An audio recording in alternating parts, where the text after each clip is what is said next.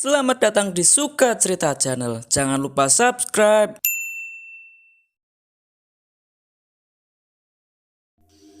Assalamualaikum. Seseorang mengucap salam. Waalaikumsalam, jawab nenekku dari dalam rumah. Ia tergepo-gepo jalan menuju pintu. Waalaikumsalam. Pak Bowo, ada apa Pak? Mari masuk. Iya Bu, Mas Herunya ada Bu? Ada Pak, mari masuk dulu. Biar saya panggilkan Herunya. Iya Bu, terima kasih, ujar Pak Bowo sembari jalan masuk ke rumah dan duduk di sofa.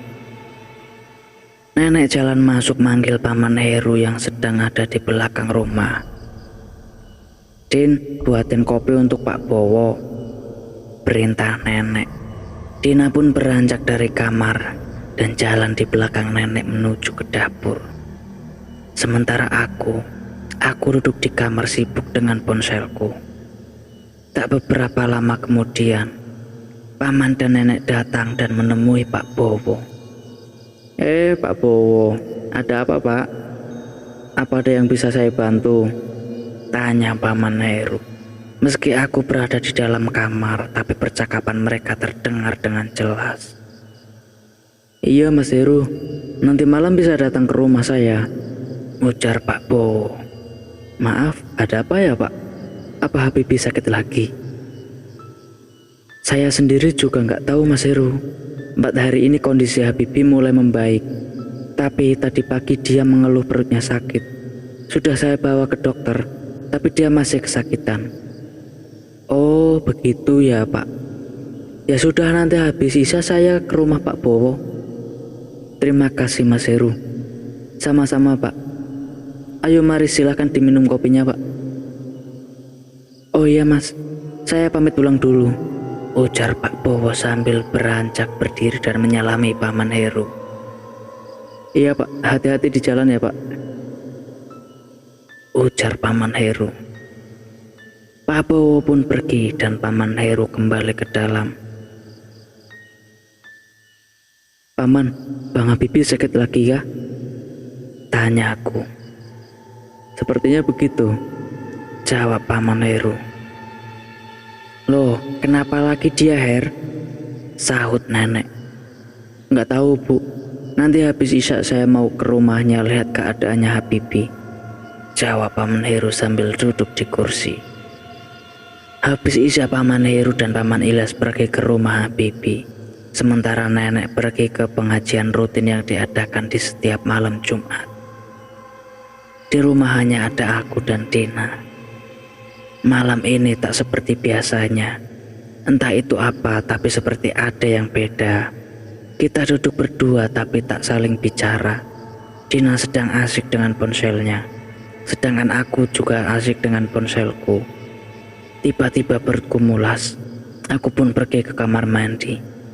Kebetulan WC di rumah Paman Heru tidak berada di dalam rumah, tapi pisah dan terletak di belakang rumah. Segera aku berlari ke belakang rumah menuju WC. Pas lagi enak-enak jongkok, tercium bau bunga kamboja dari dalam WC. Ini aneh, bagaimana bisa ada bau bunga kamboja sedangkan tidak ada pohon bunga kamboja di sekitar rumah ini. Aku mengakhiri acara nyepi dalam WC. Pas keluar dari dalam WC, aroma wangi kamboja pun semakin tercium. Angin berhembus lembut menerpaku. Aku masih berdiri di depan WC dan bulu kuduku tiba-tiba berdiri. Aku melihat pepohonan di kedua sisi jalan setapak. Di ujung jalan terlihat seseorang berjubah hitam berkerudung, berdiri di tengah jalan. Aku memicingkan mataku, berharap bisa melihat jelas seseorang yang berdiri di ujung jalan itu. Seperti ada seseorang di belakangku. Aku melirik dari atas bahu melihat ke arah yang lain, lalu dengan cepat berbalik ke belakang. Tapi tidak ada seorang pun di belakangku. Saat aku kembali melihat ke arah seseorang yang kulihat di ujung jalan setapak, orang itu sudah tidak ada lagi di sana. Lah, kemana orang itu? Gumamku. Aku pun kembali masuk ke dalam rumah. Aku menutup pintu belakang. Pas berbalik, aku kaget. Astagfirullahaladzim. Apa-apaan sih, ngagetin aja. Dina membuatku kaget. Shh. Ada orang di rumah ini, wah, ujar Dina sambil berbisik. Siapa? Nggak tahu. Tadi lihat dari bayangan kaca. Jangan-jangan maling. Masih jam 8, mana ada maling. Ayo dicek, siapa tahu hanya orang lewat atau apa. Ah, gila kau ini. Kalau ternyata rampok atau maling gimana? Ya kita mati, jawabku santai. Mulutmu masih sempat-sempatnya bercanda kau ini, wah. Dina memukul pipiku. Terdengar suara pintu diketuk. Kita saling melempar pandang. Siapa itu, wah? Mungkin nenek atau Paman Ilyas dan Paman Heru. Ayo ke depan. Yakin kamu mau bukain? Nanti aja lah, tunggu sampai nama kita dipanggil. Kalau dia nggak manggil nama kita, nggak usah dibukain, ujar Dina sambil memegangi lenganku. Emangnya kenapa? Ya buat jaga-jaga, siapa tahu yang mengetuk pintunya maling atau perampok. Ini masih jam 8, masa yang perampok sama maling udah beroperasi? Udah, ayo bukain aja. Kalau ternyata itu nenek atau paman, bisa kena omel kita. Ya udah deh, terserah kamu aja. Buruan kau jalan di depan. Kita pun jalan menuju pintu. Aku pun memutar kunci pintu lalu membukanya. Lah, mana orangnya? Gumamku. Lah, nggak ada orang, ujar Dina. Aku keluar ke teras. Dina mengikutiku.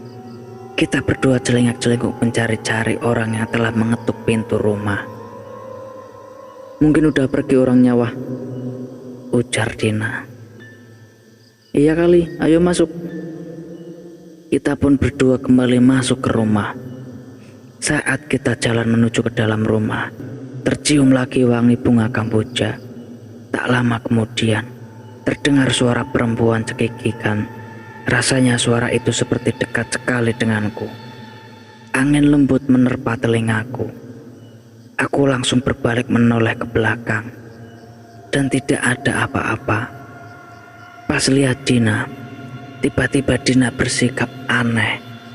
Dia tertawa cekikikan. Tangannya ada di samping kiri seperti sedang membelai-belai rambut. Padahal rambutnya Dina itu pendek. Lah Din, ngapain kamu? Aneh sekali, tanyaku heran. Dina tidak menjawabku. Dia terus tertawa cekikikan. Kenapa kalian berdua ada di luar rumah? Tegur nenek dari luar gerbang. Aku menoleh ke nenek dan segera berlari ke arah nenek. Nek, Dina aneh, Nek. Kayak orang gila. Ketawa-ketawa cekikikan sendiri, jawabku. Nenek segera membuka pintu gerbang dan masuk. Lalu kita jalan menuju ke arah Dina. Nenek jalan di depan dan aku mengikuti nenek jalan di belakangnya. Dina terus saja tertawa. Din, kenapa kamu? Kata nenek sambil mendekati Dina. Ya, tiba-tiba Dina berteriak kencang lalu mengerang. Nenek dan aku tersentak kaget. Nenek memegang tanganku. Astagfirullahaladzim, gumam nenek. Wah, cepat telepon pamanmu. Aku lari masuk ke dalam rumah meninggalkan nenek dan Dina yang masih ada di halaman. Ya, terdengar suara teriakan Dina lagi dari luar rumah. Aku berusaha menghubungi Paman Ilyas. Sambil menunggu tersambung, aku jalan lagi ke teras. Dan ternyata Dina mengamuk. Nenek ditarik-tarik. Astagfirullahaladzim. Dina sadar, Dina, ujar nenek. Aku langsung berlari menolong nenek yang yang ditarik-tarik sama Dina dan meletakkan ponselku di atas meja. "Din, apa-apaan kau ini? Lepasin," kataku sambil menolong nenek. Aku memegangi tangannya Dina dan mendekapnya dari belakang. "Tolong!" teriak nenek. Tak lama kemudian tetanggaku datang. Aku masih memegangi Dina yang mengamuk. Astaga, tenaganya kuat sekali. "Ada apa?" tanya seseorang sambil berlari ke arahku. "Ayo tolongin itu Dina," jawab nenek yang juga masih memegangi Dina. Dina dipegangi oleh 3 orang dewasa. "Astagfirullahaladzim, Dina kerasukan," ujar seseorang sambil terus memegangi Dina. Aku ngos-ngosan, capek sekali memegangi Dina yang terus meronta-ronta, tenaganya kuat sekali. Tanpa sadar, aku telah melupakan ponselku yang masih menghubungi Paman Ilyas. Aku segera berlari dan mengambil ponselku, dan benar saja teleponnya sudah tersambung ke Paman. "Halo," jawabku sambil ngos-ngosan. "Kenapa telepon jawabnya lama sekali? Kenapa kau ngos-ngosan kayak gitu?" "Iya maaf Paman, tadi masih nolongin nenek." "Hah? Nenek kenapa? Itu suara apa rame-rame? Nenek kenapa?" "Nenek nggak apa-apa, tapi Dina kerasukan, itu marah-marah kayak setan." "Kerasukan?" ujar Paman Ilyas dengan nada kaget. "Iya, makanya Paman buruan pulang." "Ya ini masih di jalan, bentar lagi nyampe di rumah." "Ya sudah, aku matiin ya teleponnya. Assalamualaikum." Belum sempat dijawab oleh Paman Ilyas salamku, ponselku langsung aku matikan dan kembali nyamperin nenek yang nangis dan ditenangkan oleh ibu-ibu. Dina terus meronta dan mengamuk. Padahal ada 3 orang dewasa yang memeganginya, tapi ketiga orang itu kewalahan memegangi Dina. Dengan mudah Dina mendorong mereka dan salah satu dari mereka jatuh tersungkur ke tanah. Dina begitu liar, sampai akhirnya 5 orang memegangin dia. Tidak lama kemudian Paman Ilyas datang. Dia langsung memarkirkan motornya di halaman, sementara Paman Heru langsung menyamperi Dina. Paman Heru langsung memegang pundak Dina yang terus meronta dan masih dipegang oleh orang-orang. "Dina kenapa wah?" tanya Paman Ilyas yang tergopoh-gopoh menuju ke arah Dina. Sementara aku tidak menjawab pertanyaan Paman Ilyas, aku hanya melihatnya berlalu melewatiku. Entah kenapa aku jadi seperti orang bodoh, berdiri mematung pelongo-pelongo, melihat orang-orang yang pada heboh karena Dina. Dina terus meronta dan mengerang. "Diam!" bentak Paman Ilyas. Paman Heru memegang kening Dina. Dina pun menepis tangan Paman Heru. "Ya, pergi kalian, pergi!" bentak Dina sambil terus meronta dan mengerang. Nenek menangis melihat Dina yang mengamuk seperti orang kesetanan. Setelah Paman Heru memegang kening Dina, dia tertunduk lemas. "Ampun, sakit, lepas," ujar Dina. Dina teriak kencang sekali, sebentar-sebentar tertawa cekikikan, sebentar lagi nangis. "Keluar kamu," kata Paman Heru dengan nada setengah membentak. Lalu mulutnya kembali komat-kamit baca doa. Dina pun terus merintih kesakitan. Beberapa saat kemudian, Dina pingsan. Paman Ilyas mengangkat Dina masuk ke dalam rumah. Dina pun dibaringkan di sofa. Orang-orang pada ramai berkerumun di rumah kita. Sementara nenek masih saja menangis dan ditenangkan oleh ibu-ibu. "Sudah Bu, jangan menangis. Dina sudah tidak apa-apa," ujar Paman Heru. Sementara nenek masih saja menangis dan ditenangkan oleh ibu-ibu. "Sudah Bu, jangan menangis. Dina sudah tidak apa-apa," ujar Paman Heru. "Wah, tadi kenapa?" Tanya Paman Ilyas sambil menepuk pundakku. Hah? Apa Paman? Paman Ilyas menghela nafas. Itu tadi si Dina kenapa? Dia mengulangi pertanyaannya lagi. Aku tidak tahu, tadi tidak apa-apa. Tiba-tiba dia cekikikan tertawa sambil malu-malu. Terus tangannya membelai rambutnya. Tadi itu Paman, pas aku buang air besar, di dalam WC tercium bau bunga kamboja. Pas aku keluar dari dalam WC, bau bunga kambojanya masih ada. Terus di ujung jalan setapak ada orang berjubah hitam berdiri mematung melihatku. Terus pas aku masuk, Dina bilang katanya ada bayangan orang jalan di samping rumah. Bayangannya terlihat dari jendela. Dia bilang mungkin itu maling atau perampok. Mana kita cuma berdua, nenek belum pulang dari masjid. Kita pun jadi takut Paman. Tiba-tiba ada suara pintu diketuk. Lalu kita keluar untuk melihat. Pas pintu dibuka ternyata tidak ada orang. Aku penasaran, terus aku mencarinya keluar. Pas mau balik masuk ke rumah, tingkah si Dina sudah aneh. Paman Ilyas manggut-manggut. Dina pun tersadar dari pingsannya. Dia tampak kebingungan melihat ada banyak orang yang berkerumun memenuhi rumah. Aku ingin masuk ke dalam rumah dan melihat Dina, tapi di ruang tamu dipenuhi oleh orang-orang. Akhirnya aku dan Paman Ilyas tetap di teras. Paman, tadi Dina kesurupan apa? Tanyaku. Kuntilanak, jawab Paman Ilyas singkat. Aneh, padahal di sekitar rumah kita kan nggak ada pohon kamboja. Kok bisa ada bau bunga kamboja ya tadi? Itu bau kuntilanak. Kadang juga berbau busuk, kadang ada suara anak ayam. Itu semua tanda-tanda munculnya kuntilanak. Tadi sebelum Dina kesurupan aku dengar suara cekikikan kuntilanak Paman. Dia suaranya samar-samar kayak jauh gitu. Terus ada angin nyamber gitu di samping kiriku.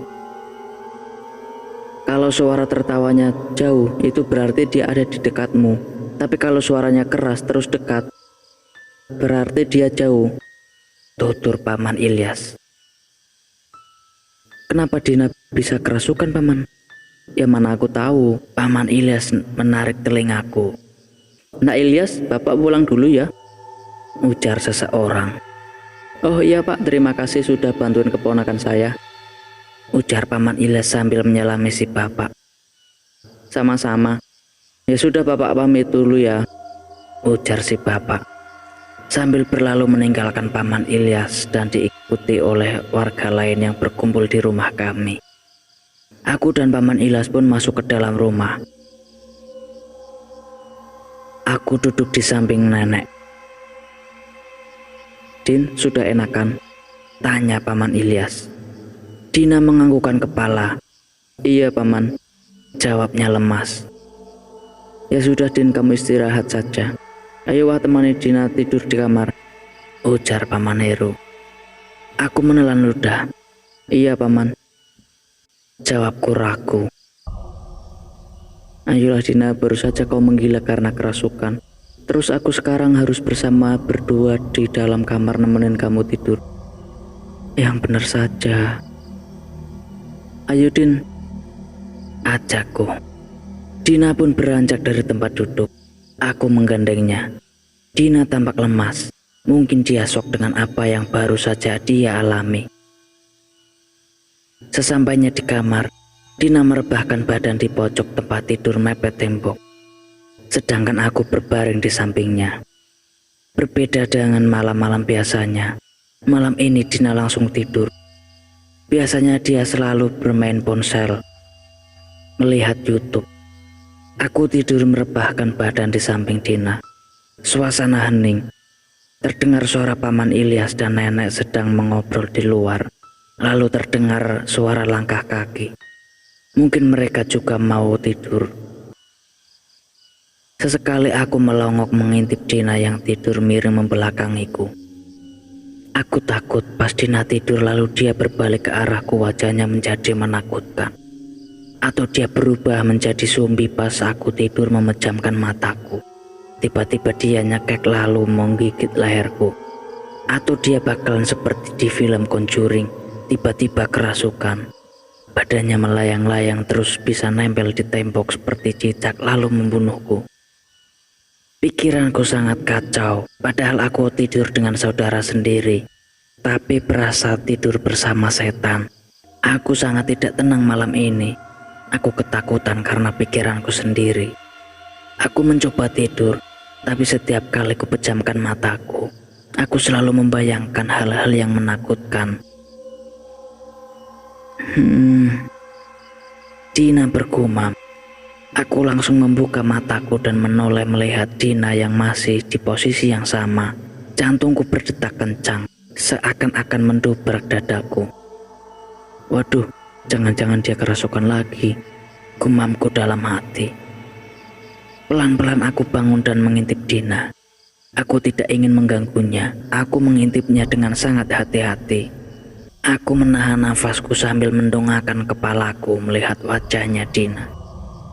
Astagfirullahaladzim. Aku tersentak kaget dan segera melompat turun dari ranjang. Tiba-tiba Dina menggeliat dan merubah posisi tidurnya. Sambil berdiri di dekat pintu, aku kembali melihat Dina yang masih tertidur terlelap. "Din," ujarku lirih. Namun Dina tetap saja memejamkan matanya. Dengan langkah pelan-pelan aku mendekat ke tempat tidur. Aku duduk di tempat tidur dan terus memperhatikan Dina. Dina, ujarku lagi. Namun Dina tetap tertidur. Ku coba untuk mencolek pipinya. Dia tetap diam. Lalu aku memencet hidungnya. Dia pun masih terdiam dan memejamkan matanya. Kembali aku mencolek-colek pipinya. Tiba-tiba dia menepis tanganku. "Apaan sih?" ujarnya. "Kau siapa?" Kau gila ya, Wah," jawabnya sambil balik membelakangiku. Dina langsung berbalik dengan cepat dan menjambak rambutku. "Kau itu berisik sekali sih, Wah. Ngantuk banget aku. Ganggu banget sih." Dina pun marah. Kamu Dina atau siapa?" "Ya Dina lah, siapa lagi? Udah, dasar aneh." Aku manggut-manggut dan menghela nafas. Syukurlah ternyata itu masih Dina, bukan setan, gumamku dalam hati. Kini aku benar-benar yakin dan parnoku sedikit menghilang. Aku lega ternyata Dina tidak kerasukan lagi. Jam menunjukkan pukul 12 malam dan aku ingin buang air kecil. Aku malas pergi ke kamar mandi yang ada di luar sana di tengah malam seperti ini. Apalagi setelah prahara yang baru saja terjadi. Bergidik rasanya bulu kuduku saat mengingatnya. Muncul lagi kan masalah hidup ini. Heran, kenapa seribet ini hidupku. Mau pergi buang air kecil takut. Tapi kalau tidak pergi nggak kuat nahan. Nyut-nyutan di perut. Gelisah. Aku duduk terdiam di ujung tempat tidur. Ku pegangi perutku. Ku gigit bibirku. Astaga, aku sudah tidak kuat lagi ingin buang air kecil. Bodoh amat sama setan. Aku pun segera pergi ke kamar mandi belakang. Ku nyalakan lampu kamar mandi. Buru-buru masuk lalu menutup pintu kamar mandi. Aku buang air kecil. Mengurung diri di dalam kamar mandi yang sempit dengan lampu penerangan yang remang-remang membuatku sedikit merinding. Rasanya lama sekali aku buang air kecil. Padahal aku sudah takut.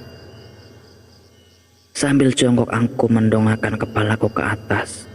Mataku menerawang melihat atap kamar mandi yang tampak sedikit menyeramkan. Lagi-lagi jantungku berdegup kencang. Adrenalinku terpacu berlama-lama di kamar mandi ini. Setelah selesai, aku buru-buru membuka pintu kamar mandi. Aku langsung keluar dari kamar mandi dan langsung lari masuk ke dalam rumah. Saat berada di depan pintu dan mau melangkah masuk, aku terbelalak melihat bayangan hitam di depanku. sedang berdiri di depan meja makan. Ya, aku langsung berteriak. Ya, bayangan hitam itu pun juga ikut berteriak. Ya, ya. Bayangan hitam itu pun juga ikut berteriak dan segera berbalik kepadaku. Kita berdua bersama-sama berteriak. Wahyu, bentaknya. Aku langsung diam. Nenek Dina dan Paman Heru, mereka pada berdatangan. Ada apa sih? Ada apa sih? Teriak-teriak kalian berdua, tanya Paman Heru. Itu si Wahyu bikin kaget orang aja. Datang-datang berdiri di depan pintu langsung teriak, ujar Paman Ilyas. Ya maaf, kan aku kaget. Buka pintu langsung lihat Paman berdiri di situ, kerudungan sarung kayak gitu. Lampunya nggak dinyalain lagi. Aku kira itu setan. Setan gundulmu apa? Kata Paman Ilyas. Sudah, jangan ribut. Malam-malam bikin kaget orang saja. Tidak enak kalau didengar tetangga ribut-ribut malam-malam. Maaf, Nek. Dasar kalian ini bikin heboh saja. Ganggu banget malam-malam, kata Dina. Dina dan nenek kembali masuk, sedangkan aku, Paman Ilyas dan Paman Heru masih di dapur. Yes, ada yang ingin main-main, ujar Paman Heru. Siapa? Tanya Paman Ilyas.